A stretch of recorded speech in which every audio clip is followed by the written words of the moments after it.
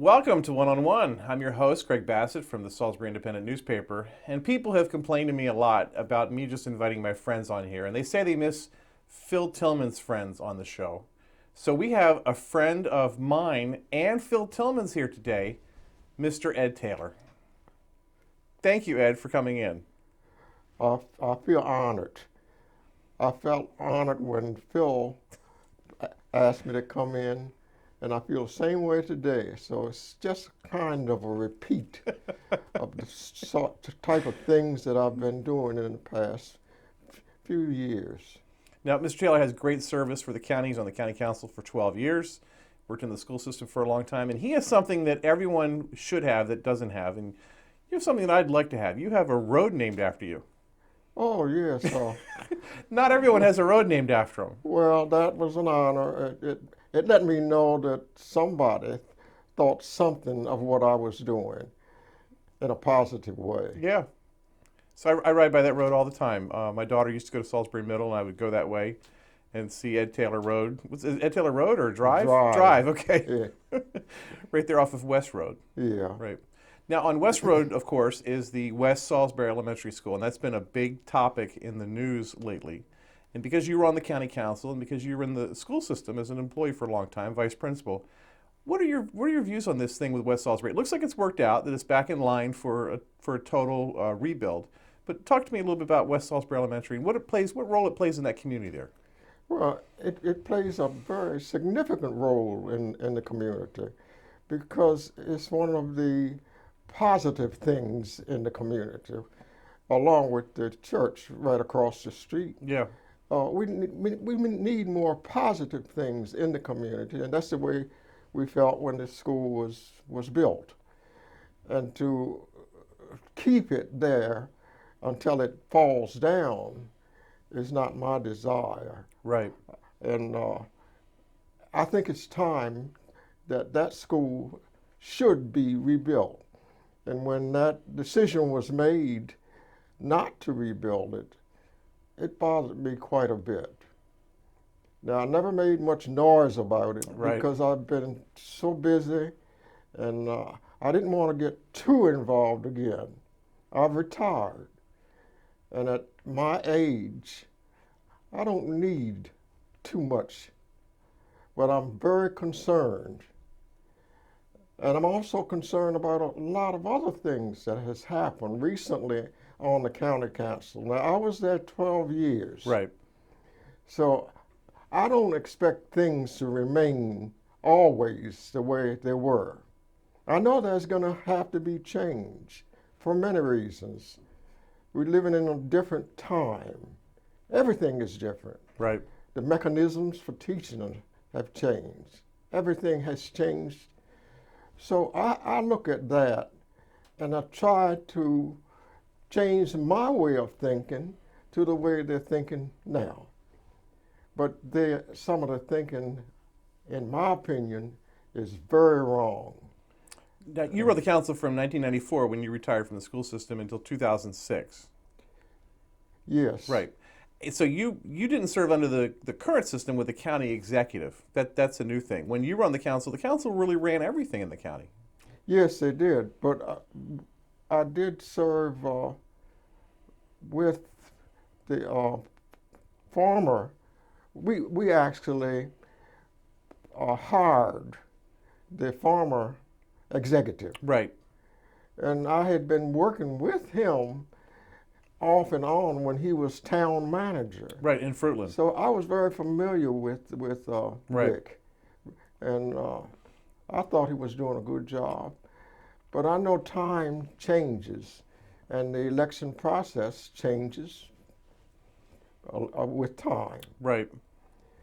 and I don't want to indicate that I dislike anybody, but I dislike some of the practices that I've seen executed in the past 3 months.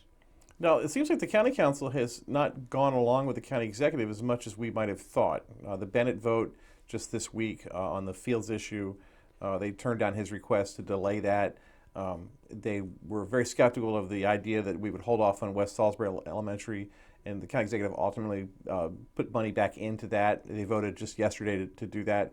So it seems like the council is pushing back a little bit on the executive, but you're concerned that that might not be the same thing in the long run. Well, I'm happy to see the council doing what they are doing. Right. And I have been there in person and congratulated them on how they are doing such a good job. I did that last year, and I've done it this year. But since December, Yeah. things have changed, and some of the things that I would like to say, I don't really feel comfortable in saying them, but I'll say this much. I don't like a dictator type government. Right. Now, I think I'll leave that right there. Right. But that could have been the hazard with the county executive form of government always. Different people will do the job differently. Exactly. They will do it differently, but not to the extent that I have seen. First of all, I'll say this because I think everybody's going to agree. You don't put 4 people out of work during the month of December, and that's what took place. This is the county executive changing the department heads. Right, changing them. No, Well, I'm talking letting about go people, yeah, firing or people leaving. Yes. leaving. Yeah.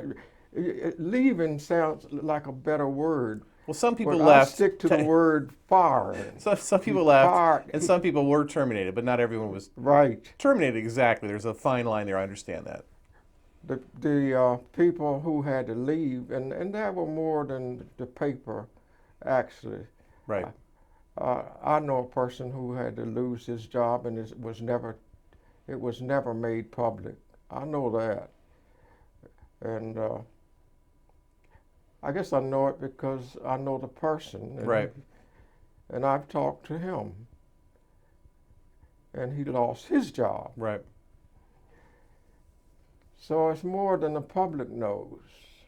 But one of the one of the things I hear back when I bring this up is that elections have consequences. You hear that all the time. Yes, I've seen that. 12 years a slave, I had to see it. I was there 12 years, and it was a very pleasant 12 years for me. Yeah. But it sort of fits in with 12 years a slave. So if I refer to being 12 years a slave, I really don't mean it. Right. I loved the 12 years that I was on the county council. It taught me a lot of things that I didn't know, even though I had been in education for almost 35 years. 35 years, yes. And you were there during a historic transition with the revenue cap came in, a lot of the great decisions to Yes. build some of these the schools, to remodernize some of these schools, including Bennett Middle, to build that was while you were on the council.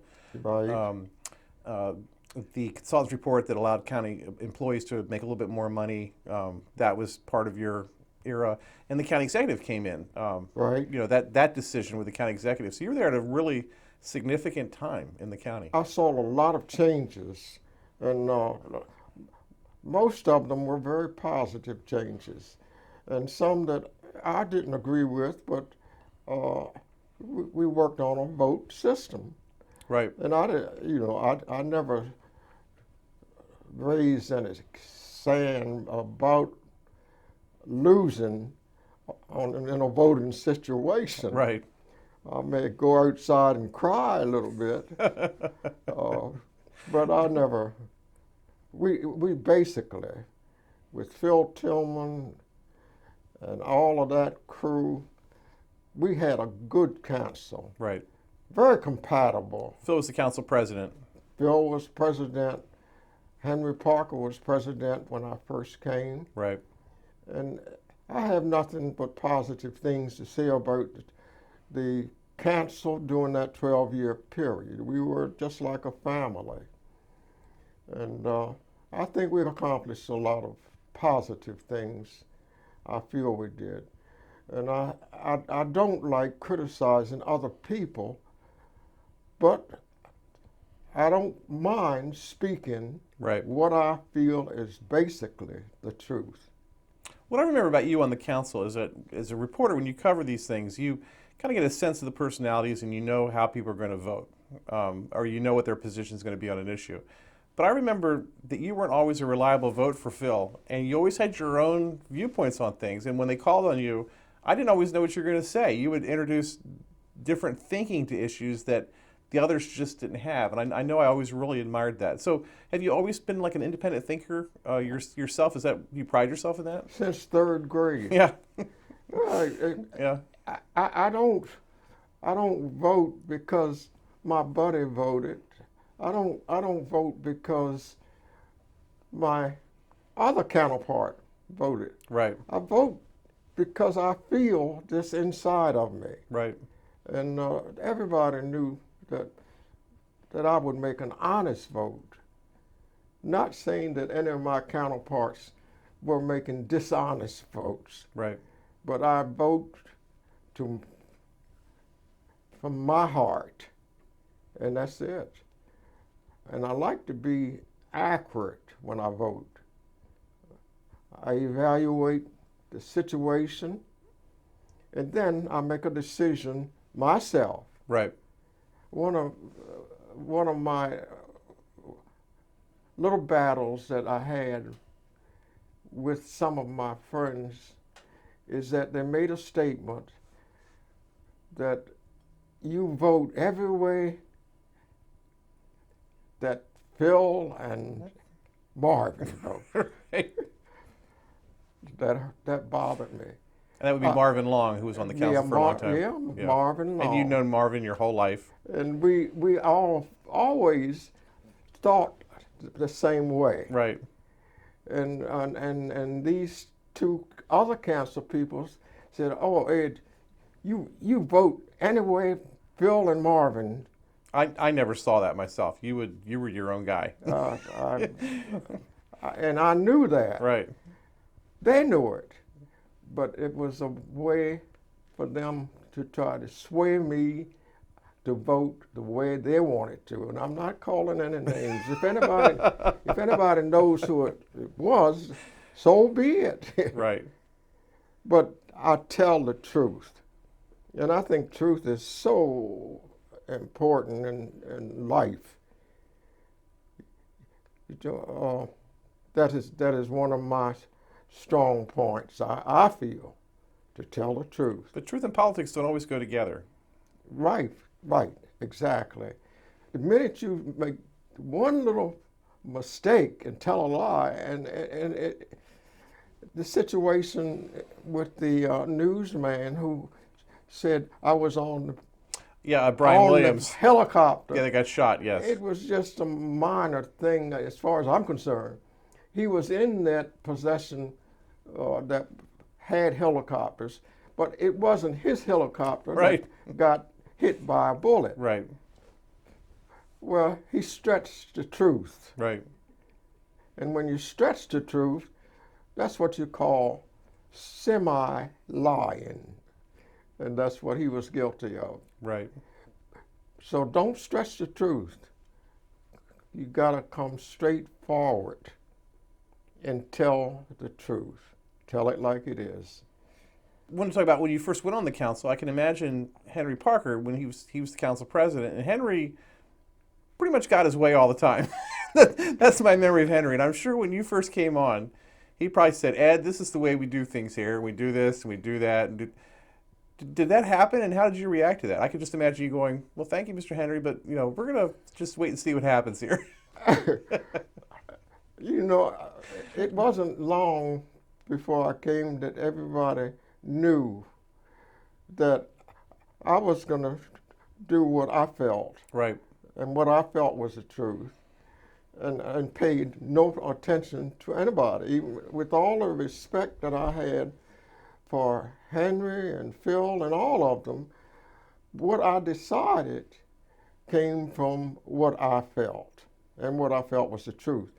And it just so happened that most of the things that I decided, Henry was on the same accord, Right.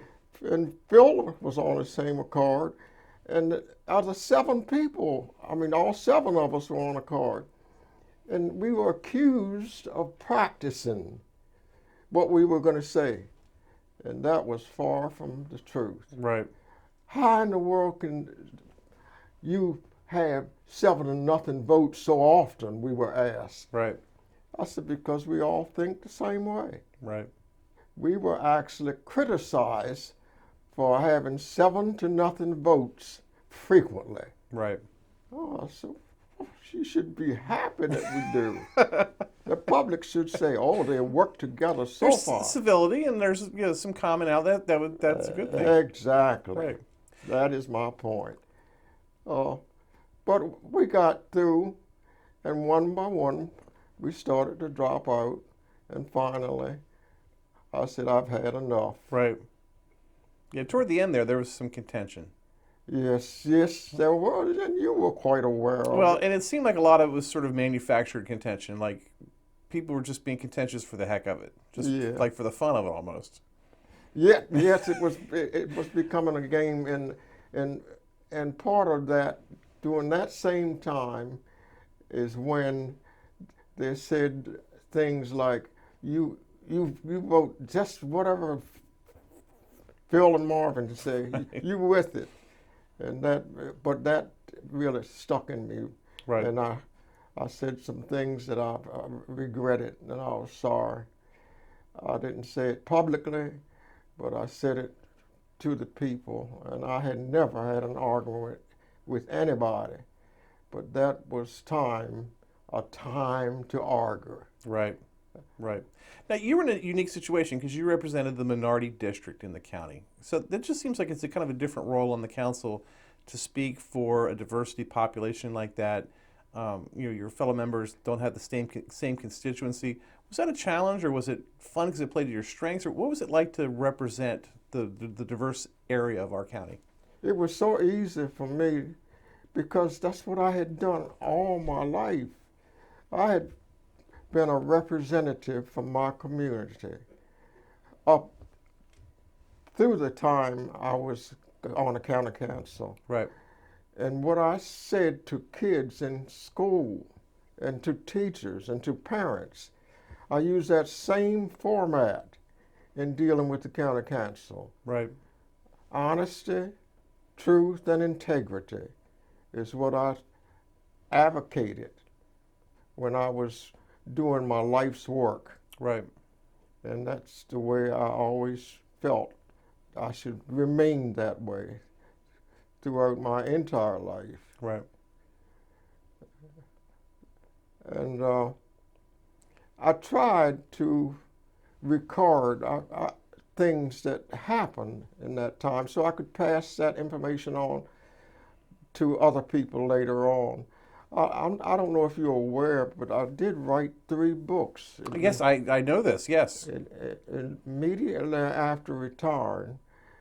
And these books tell a lot of what people want to know about me. If people out there want these books, are they still available? They're still available. Okay. I'm still. I have so much that I could tell you this morning, and I know I'm going to miss some of it. But I brought something I wanted to share with you. Sure. This is an award I got from a group of people, the Daughters of the American Revolution. I got this award for doing a book presentation up at Washington Crossing. Mm-hmm. They had read my book, Just God and Me, Mm-hmm. and they were interested in it, and they contacted me to come up and do a book presentation in front of 400 people. Wow. I did the book presentation. They bought hundreds of books because I carried loads of books Right. with me. Right. They bought them. They were buying them by the stack. I want one from my brother, my mother, my father.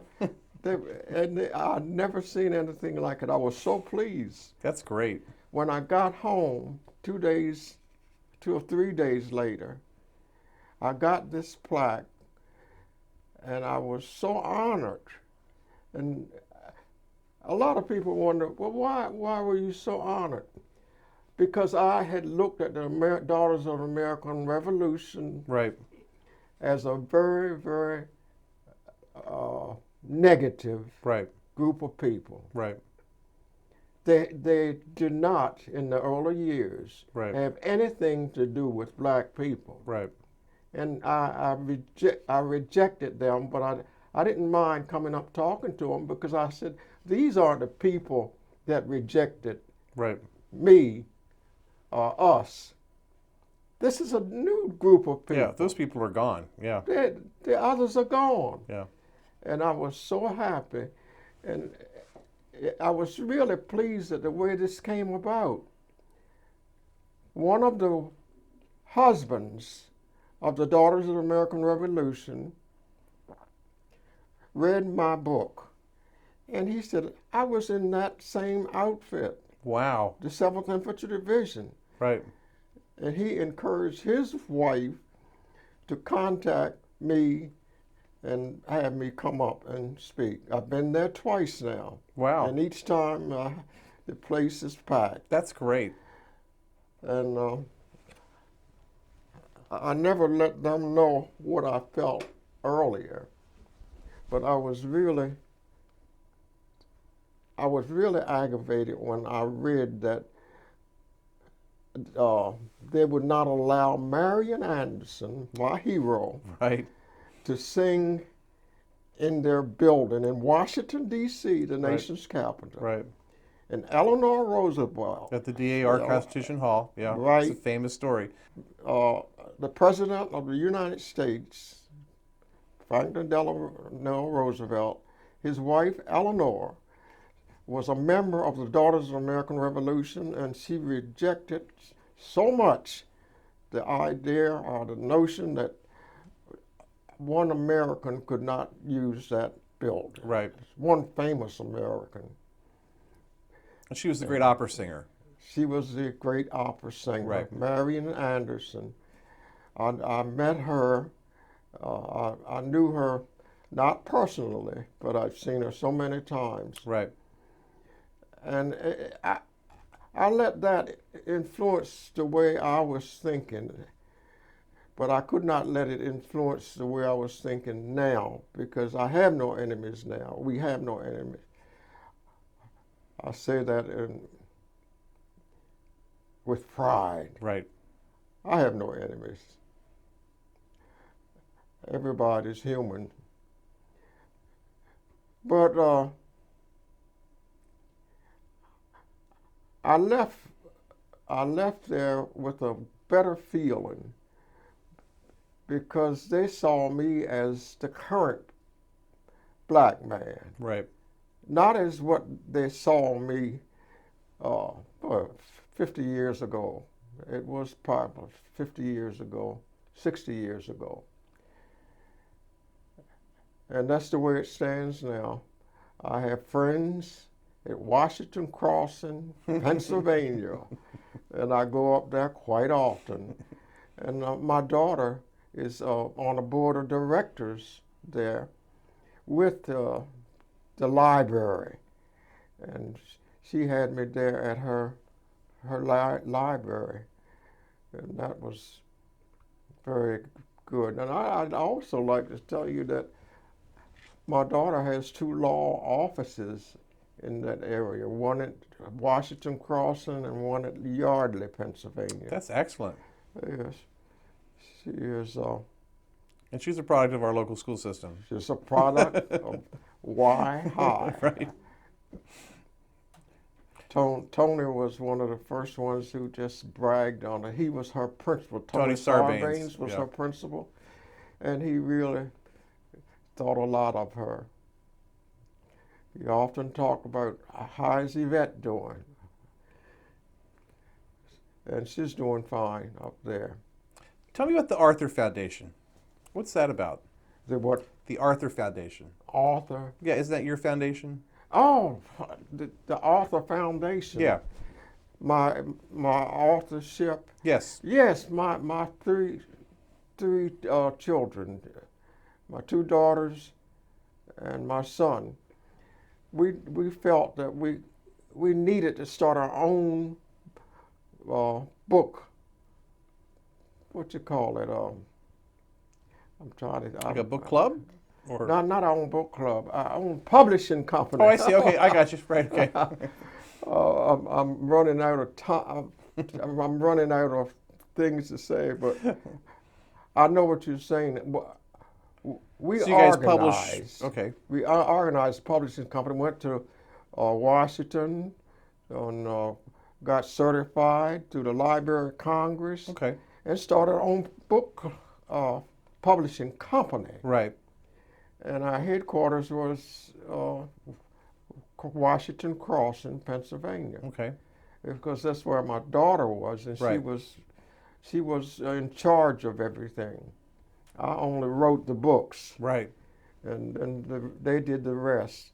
They had 5 readers, and the 5 readers were all of us, the whole family, were made from the whole family, and the readers were a very significant part of the group, because they had to read those books Right. over and over and change mistakes, and they did a good job. So we have been operating with our own publishing company, and at this stage of the, I'm winding down. Right. I'm getting tired now. Well, you're 9 years in retirement from the council. Right. You're 9 20 years 20 years retired 20 years. from the school board. That's exactly the way I've been looking at it. Yeah. I have been retired from the county council now for 21 years, from the school board. School board 21. You're right. I'm sorry. I had Council 11. right 11 years. Yeah. And what else do I need to do? Right. I need to go fishing. And I'm probably going to go tomorrow. That's a good spot to end on. Mr. Taylor, thank you so much for coming in. Friend of Phil Tillman, friend of mine. Pleasure to have this man on here. Very interesting the way this guy writes, the perceptions you have about things and the ideas, really interesting. Thanks for coming in today. Oh, you're welcome, and I will see you again. Thank you. I'm Greg Bassett from the Salisbury Independent Newspaper, here with Ed Taylor, right here on PAC 14.